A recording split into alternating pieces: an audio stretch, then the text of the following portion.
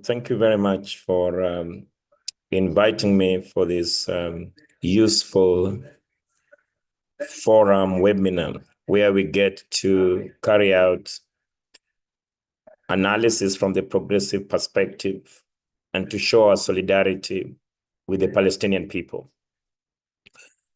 The second point I will want to make is that the Kenya Palestinian Movement Solidarity Committee and my political party, the Communist Party, passes its unconditional and permanent solidarity with the suffering majority of the Palestinian people.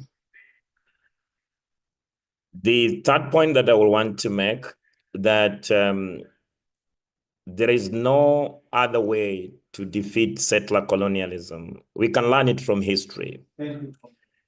If they are allowed to thrive, then they definitely annihilate the local population, just like they did it in the North America, just like they did it in Australia. So they do not want only part to dominate partly, but they want total domination. So the land theft that still continues in Gaza, the collective punishment that the Zionist regime continues to advance against the Palestinian people, even the killings that continues, these are not by accident. It is deliberate effort to break the Palestinian spirit.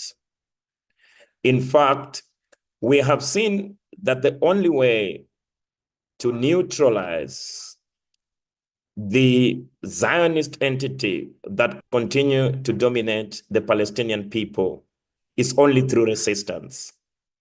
Any negotiations that have been carried out, in fact, every deal that has been signed, every agreement that has been signed by the Palestinian blood. And any ceasefire that has been actually brought forth, it has only been to weaken the resistance. And it actually is not just, no, the Zionist entity is not serious about ceasefire. It's only a pause to actually avoid crisis at home. For example, we saw the Netanyahu regime having extreme pressure at home to make sure that the hostages were released.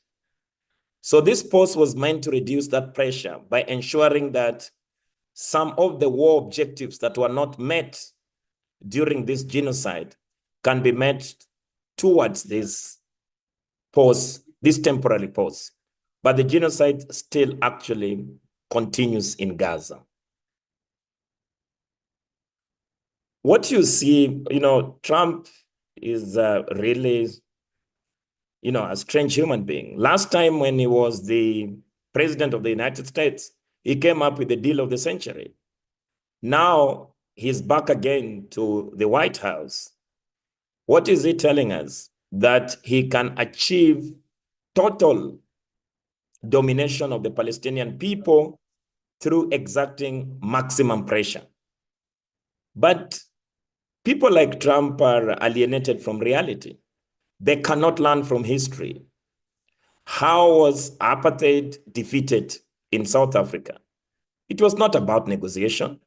In fact, I remember in my younger days when Henry Kissinger came to Africa to negotiate with Julius Nyerere and to try and discourage him that there is no army that can defeat the apartheid border regime, that from Cape to Cairo, they can actually kill every person they wish because they have lethal military hardware.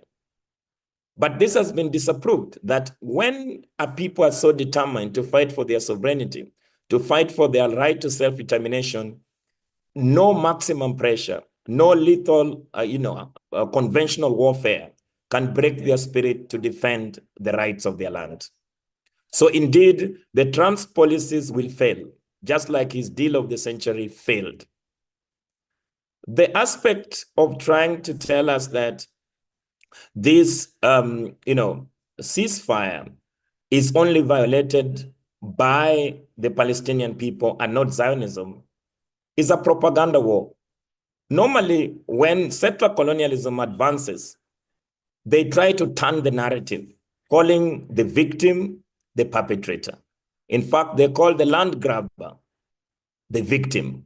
And this is the whole nonsense about rhetoric around Israel's right to self-defense.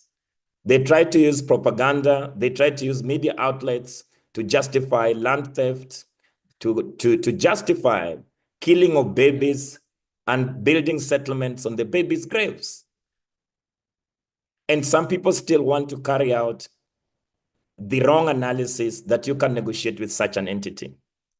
I think the illusion of international law should have been disappeared in everybody's practical mind. In fact, as so long as United States imperialism dominates, there is no international law. International law means United States hegemony. We have seen the veto power that the United States have. Every time that the Palestinian people the Palestinian issue comes forth at the United Nations Security Council, they veto it. Look at the ICJ cases, even the indictment of the rogue politicians in Israel. The United States regime is quite complicit about the murder that continues to take place in the Palestinian territory. This is what the hegemonic tendency of United States dominance class does. They did support the apartheid in South Africa. They will support the apartheid in actually occupied Palestinian territory. And the issue that we can rely on the international law, while we know that the international law in itself is not neutral, every time the international law is being interfered with to protect the Zionist entity and the domination of Zionism within the West of Asia. So to appeal to the international community is to actually auction the Palestinian people to the Zionist entity. Even if you were to talk about an intervention from without, from us, our correct analysis is that what we must do is that we must hold our governments accountable, and then we must also advance the BDS campaign to make sure that we can not just disrupt, but come to a halt the Israel economy of war. And as we do that, we must also continue to hold the United States imperialism accountable. As so long as the United States continues to pump military aid to the Zionist entity, then the Zionist regime will continue to survive. Our struggle for Palestinian right to self-rule, Palestinian right to self-determination, and Palestinians' right to land must also be our struggle against United States imperialism. Because for us, we believe firmly that the United States imperialism will be buried in Gaza. But as long as we mobilize all the anti-imperialist forces to stand in solidarity with the Palestinian people. This is our belief because it has happened in history, and it can also happen now in our lifetime. This is where we have seen for a fact.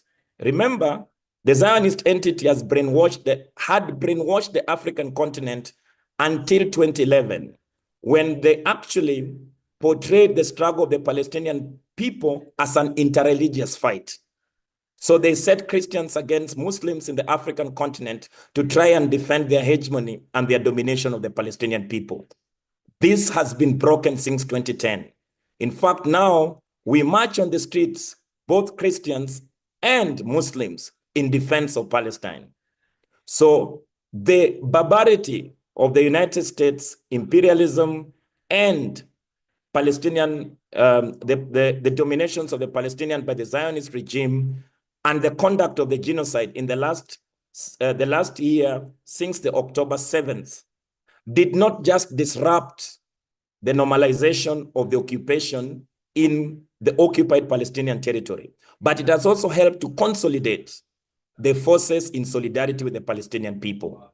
In Kenya today, in Africa today, we have millions of friends of Palestinian people across the divide, standing in solidarity with our brothers and sisters in Palestine. And for a moment, we are saying in Africa, that never again shall Palestinian people be humiliated like Africa was humiliated for many years with settler colonialism. This is my intervention, my dear comrades.